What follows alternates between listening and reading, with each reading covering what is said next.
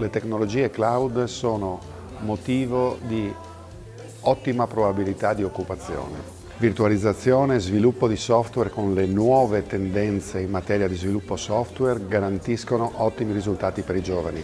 Noi ad esempio siamo soci di Fondazione ITS che promuove formazione in ambito cloud e in un corso realizzato su 23 allievi 19 avevano già un lavoro prima ancora di effettuare l'esame finale. Noi come azienda abbiamo un settore altamente specializzato che richiede un'alta formazione e ad oggi il sistema scolastico italiano non è in grado di fornire delle risorse adeguate.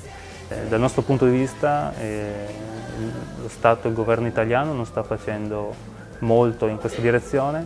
Tenete presente che il governo tedesco in questo momento con il Ministero dell'Istruzione sta delineando l'industria, il profilo dell'industria 4.0, cioè quella post-internet.